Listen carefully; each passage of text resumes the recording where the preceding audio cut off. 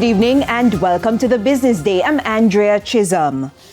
Jamaica continues to earn more from exports, marginally improving the country's trade deficit. That's a gap between imports and exports. For the period January to June this year, the Statistical Institute of Jamaica says the trade deficit was valued at $2.7 billion. That's coming from $2.91 billion for the similar period last year. For the first 6 months of this year, Statin says a $3.74 billion amount was spent on goods coming into the country compared with $3.72 billion last year. This increase was due to higher costs for import of raw materials, intermediate goods, consumer goods, and capital goods.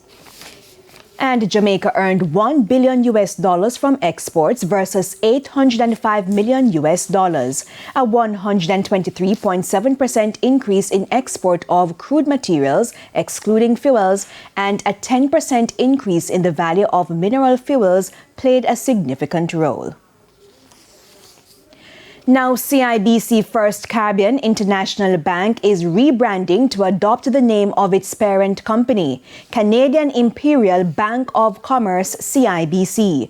Chief Executive Officer of CIBC First Caribbean, Mark St. Hill, made the announcement to staff Tuesday morning. The news comes as part of general changes to the company. Mr. St. Hill says the rebranding comes as the company remains committed to the region. The RJR Gleaner Communications Group has announced leadership changes. Chief Executive Officer Gary Allen will demit office as CEO effective December 31, 2023. Mr. Allen was Managing Director of the RJR Communications Group from 2003 and became CEO of the RJR Gleaner Communications Group in 2016 following a merger with the Gleaner Company. He will be replaced by Deputy Chief Executive Officer in charge of print and digital services, Anthony Smith. Mr. Smith takes office on January 1, 2024. The media group, which is the parent company of this channel, Television Jamaica, says Mr. Allen will then serve as Group Senior Executive, Corporate and External Affairs.